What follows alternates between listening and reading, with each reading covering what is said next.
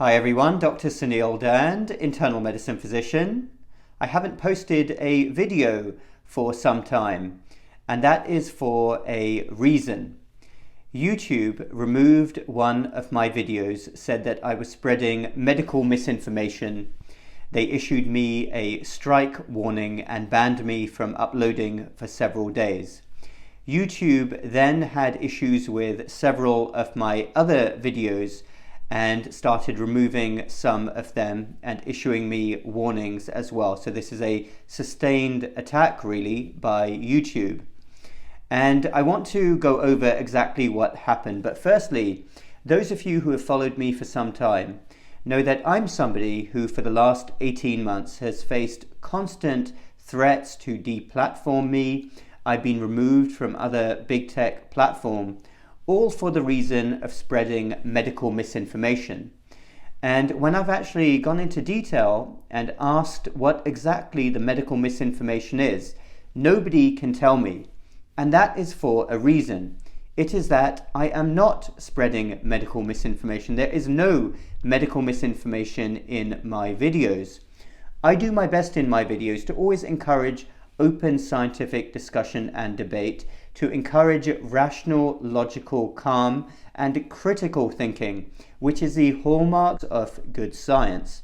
But let me explain to you then what exactly has happened over the last couple of weeks or so. So the first video that YouTube recently had an issue with was a video I posted about the vaccine situation in India. And it was a report where I was going over an actual article on the fact that India decided not to go ahead with the Pfizer or Moderna vaccines. And I was quoting the Health Minister of India in the actual article, what the Health Minister said about contract negotiations, why they didn't decide to go ahead with Pfizer and Moderna. And I talked about the actual vaccines that were being used in India. This is a very important topic. So I went over everything scientifically. I didn't tell people how they should particularly be thinking. I was merely reporting a valid news story. So bear in mind that this is the largest democracy in the world. We're talking about India, and this is the Health Minister of India talking at a live event, which I went over in my video. So YouTube contacted me and said, this is medical misinformation. We've removed the video. And at first I thought, I'm seeing things here. How could it be medical misinformation? I'm actually reporting on a news story and what the health minister of the largest democracy in the world said. So I appealed the decision and YouTube got back to me and said, no, this is medical misinformation. The video is removed and you are issued a strike warning. You cannot post for 7 days. Okay. So then over the next few days, YouTube started having issues with some of my other videos. Now, those of you who follow me know that I've recently posted a few videos on various different topics, including the Pfizer document data release as a result of a Freedom of Information request, and I went over those documents. I posted a video of a statement by the CDC director, and I was analyzing what she was talking about. I received a warning on that video. And then a few days ago, my most recent video with an academic graph that was actually made by researchers and published in a United Kingdom publication. It was widely shared online by top academics. I talked about it in my video, again, in an open discussion scientific format. YouTube contacted me and said that this was medical misinformation as well, and they removed the video. So I appealed that decision again, and again, they said, no, this is medical misinformation, we've removed the video. So my channel basically is right on the verge following this sustained attack, and I am going to not make videos now on this channel as a result because of this constant attack by YouTube. It's upped recently, and we have to ask ourselves, why has this happened recently? Now, we know that at various top levels, there's been various talk about authorities going to social media companies and trying to clamp down on misinformation and removing anything that they deem as inappropriate. Who decides what misinformation is, we can't say. But here's my thinking here. I am a physician, and I do my best in my videos to present valid news stories. And even I'm the first to say that everything I say isn't even gospel truth.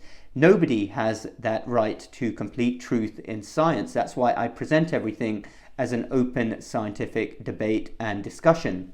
And I consider it complete slander by these social media companies who are accusing me of misinformation, because that is a very big accusation to make against a physician, and you better have something to back it up if you are accusing a doctor of spreading medical misinformation.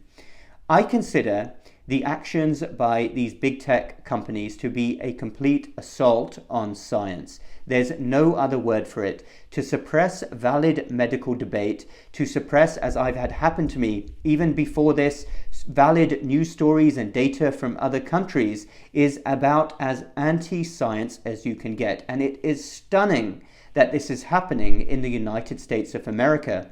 Now, there's a lot of news stories all around the world right now. I need not mention any specific countries, but we all know authoritarian regimes and what they do. But I consider the actions of US big tech to be on a par with any authoritarian regime around the world, in so much as they suppress valid, open scientific discussion and debate, and they do it time and time again. Absolutely unacceptable and a disgrace, and it's not supposed to be what we're about in Western countries, especially the United States of America. And think about this. Think about what big tech frequently does allow on their platforms. Often some of the most shady people you can imagine. Corrupt people, people who've been accused of crimes, murderers, sometimes even dictators as well. And think about all of the routine filth that is allowed on big tech platforms, but yet they are banning rigorous scientific discussion, and they're not giving any reasons for what they are describing as misinformation. This would be a great fairy tale or a great book if it wasn't true in 2022. Now, it is bad enough to have warnings and annoying enough to have warnings at the bottom of videos, frequently inappropriately. But when big tech goes to the extra measure of actively removing content, it takes things to a whole different level.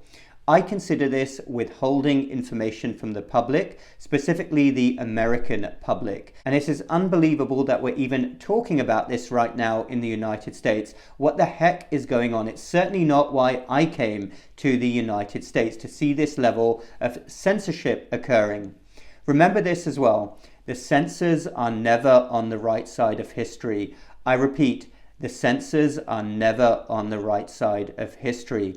And I have no doubt whatsoever that one day big tech will be hauled up in front of a court of law, or in front of Congress, or in front of the parliament of a country, and have to answer for what they've done. There is no escaping that whatsoever. When legitimate, especially scientific discussion and debate is withheld, it is the enemy of the progress of mankind. I'd like to point you all to this recent opinion piece in the excellent British medical journal, The Illusion of Evidence-Based Medicine. Evidence-based medicine has been corrupted by corporate interests, failed regulation, and commercialization of academia, argue these authors. I couldn't have said it any better myself. It's a very good piece in the BMJ. In fact, I will shout it out from the rooftops. The noble practice of medicine, which should all be about common sense, treating people as unique individuals, and being objective and reasonable, has been hijacked by the corruption of vested interests, corporations, government bureaucrats, and an unholy alliance between academia and big business. It is a very dangerous road to be going down scientifically, and we mustn't allow it to happen. Those of you who follow my videos as well know that I am a huge proponent of Stoicism, the ancient Greco-Roman philosophy. And what Stoicism teaches us is that the world will always work in certain ways. There will always be bad actors at play. And the best we can do is to stay true to ourselves, to hold up to the best possible virtues and be people of action. But we cannot always control the ways of the world, but we can control our own actions. I'm also a big fan of this ancient quote, which I mentioned in previous videos. 3 things cannot be long hidden: the sun, the moon, and the truth. The truth will always come out in the end, as surely as the sun and the moon will. So remember that, big tech platforms. You cannot suppress information for very long. And who gets to decide anyway what misinformation is? Again, that is a very bad road to be going down. So I consider this a very large injustice. I believe I've been the unfair target of this for a long, long time now, and things have reached a tipping point on YouTube. So I will be leaving this channel. Those of you who follow me know that I'm also on locals.com. It is an uncensored platform. The link is down below. I've also put a link down below on how you can see my other videos. But it's a great shame that things have come to this point. I will find a way to be back in some capacity in the future, but for now, as I sign off, I would like to say a big thank you, sincerely from the bottom of my heart, for all of your kind comments, all of your messages to me. I know so many of you have been rooting for me this whole time, and I have been rooting for you as well. I have done my best to bring to the forefront calm, rational, logical discussions and critical thinking and real science. So thank you again for listening to me. It has been an absolute honor. We will speak again at some point in the future. But for now, take care everyone and stay strong. Signing off and saying goodbye, Dr. Suneel Dhand, MedStoic Lifestyle Medicine.